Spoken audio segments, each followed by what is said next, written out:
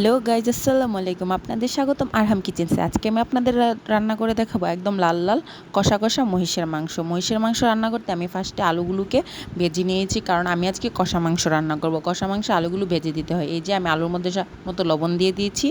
এখন দিয়ে দিব একটু তেল, দিয়ে একদম লাল লাল করে নরম নরম করে ভেজে নিতে হবে। এখন আমি মাংস রান্নার প্রিপারেশান চলে আসলাম। এখন আমি মাংসের জন্য প্রথমে পাত্রে দিয়ে দিলাম তেল। তেলটাকে একটু গরম হয়ে আসার মধ্যে আমি এর মধ্যে দিয়ে দিব তেজপাতা, এলাচি, দারচিনি। এগুলা দিয়ে একটু নাড়াচাড়া করে আমি এখন দিয়ে দিব পেঁয়াজ আর রসুন থেতো করা। আমি একটু থেতো করে নিয়েছি। আমি এখানে আধা কেজির মতো পেঁয়াজ এবং 4টা রসুন নিয়েছি, কারণ আমি আজকে রান্না করব 3 কেজি মাংস। আমি এখন এগুলোকে একটু ভালো করে ভেজে নেব। অবশ্যই একদম ব্রাউন করে ভাজতে হবে। যখন ভাজাটা হয়ে আসবে তখন আমরা মাংসটা কষাবো। এখন আমি এর মধ্যে আবার আলুটাকে একটু নাড়া দিয়ে দিব, কারণ আলুটাকে একদম ভাজা ভাজা করতে হবে। এই যে আমার আলু কিন্তু একদম প্রায় ভাজা ভাজা হয়ে গেছে, লাল লাল হয়ে গেছে। এখন আমি মাংসটাকে রান্না করব। এই যে আমার এর মাংস এখানে আমি নিয়েছি প্রায় 3 কেজির মতো। আমার পেঁয়াজ আর রসুন একদম কিন্তু ব্রাউন কালার হয়ে এসেছে। এখন আমি এর মধ্যে দিয়ে দিব পানি। আমি কিন্তু ফার্স্টে যে পানি দিব এই পানি দিয়ে পুরাটা মাংস রান্না করব, কারণ আমি আজকে রান্না করব কষা মাংস। আমি এখানে দিয়ে দিলাম 2 টেবিল চামচ রসুন বাটা, 2-3 টেবিল চামচ আদা বাটা। কারণ আমি ফার্স্টে একটু রসুন নিয়েছি, তাই বাটাটা একটু কমিয়ে দিব। আমি একটু থেতো করে নিয়েছি। এখন আদা বাটাটা দিয়ে দিলাম। আমি এখানে দেব 3 চামচ আদা বাটা। মহিষের মাংসে কিন্তু একটা আলাদা স্যান্ড থাকে, একটা আলাদা একটু গন্ধ লাগে। ওইটাকে দূর করার কীভাবে যাবে তাও আমি আজকে দেখাবো। আমি এখন আদা রসুন বাটাটা একটু নাড়া দিয়ে দিব রাঁধুনি মরিচের গুঁড়া। অবশ্যই রাঁধুনি মরিচের গুঁড়া দিলে তরকারির স্বাদ এবং টেস্ট, কালার সবগুলোই ভালো আসে। আমি এখানে দিয়ে দিব এখন হলুদ গুঁড়ো। আমি এখানে নিয়েছি 3 টেবিল চামচ মরিচ গুঁড়ো, 2 টেবিল চামচ হলুদ গুঁড়ো, 2 টেবিল চামচ ধনিয়া গুঁড়ো, 2 টেবিল চামচ জিরে গুঁড়ো, 1 টেবিল চামচ গরম মশলা। আমি এখন সবগুলা মশলা দিয়ে দিয়েছি। দিয়ে ভালো করে, অবশ্যই ভালো করে কষাতে হবে।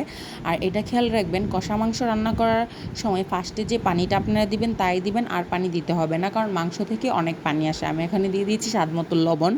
দিয়ে পুরাটা মাংসর যে মশলাটা আছে ওইটাকে আমরা ভালো করে কষিয়ে নিব। যখন কষানো হয়ে যাবে তারপরে আমরা দিয়ে দিব এতে মাংস। এখন আমি মশলাগুলো দিচ্ছি। এই যে দেওয়া হয়ে গেছে। এখন আমি মাংস মশলাটা একদম কষানো হয়ে গেছে। আমি এখন কষিয়ে নিয়েছি। তখন দেখবো মাংসের মশলাটা থেকে একটু হালকা তেল বের হয়ে আসতেছে, বুঝতে হবে যে মাংস মশলা কষানো হয়ে গেছে। এখন এর মধ্যে আমরা দিয়ে দিব, আমি এখানে একটু তেল দিয়েছি কারণ আমার তেলটা একটু কম মনে হয়েছে, কারণ মহিষের মাংসে কিন্তু তেল থাকে না, কমই থাকে, তাই একটু তেলটা আমি বাড়িয়ে দিয়েছি। আর এই যে আমি দিয়ে দিলাম সম্পূর্ণ মাংসটা, দিয়ে ভালো করে কষিয়ে নিতে হবে। একদম নাড়াচাড়া দিয়ে মাংস আর কষানো মশলাটাকে মাংসের সাথে একদম ভালো করে মিক্স করে নিতে হবে। যখন ভালো করে মিক্স হয়ে যাবে তখন আমরা রেখে দিব ঢাকনা দিয়ে 10 মিনিটের জন্য। 10 মিনিট হয়ে এলে, এই যে আমি রেখে দিয়েছি, এখন 10 মিনিট আমার হয়ে গেছে। এই যে আমার মাংস থেকে কিন্তু পানি প্রায় উঠিয়ে গেছে। দেখা যাচ্ছে যে অনেক পানি দেওয়া হয়েছে, আসলে কিন্তু এটা সম্পূর্ণ মাংসের পানি। মাংস থেকে পানি উঠে আমি এখন চুলার আঁচটা একদম মিডিয়াম করে দিব। মিডিয়াম করে আমি এখানে এটাকে 25 থেকে 30 মিনিট কষিয়ে নিব। এই যে আমার মাংস কষানো হয়ে গেছে 25 থেকে 30 মিনিট। এই যে লুকটা দেখেন, একদম পানি ছেড়ে একদম তেল ছেড়ে দিয়েছে। এখন আমার মাংসটা কিন্তু প্রায় হাফ কুক হয়ে গেছে। এখন যখন এই অবস্থায় আসবে তখন আমরা একটা টমেটো দিয়ে দেবো।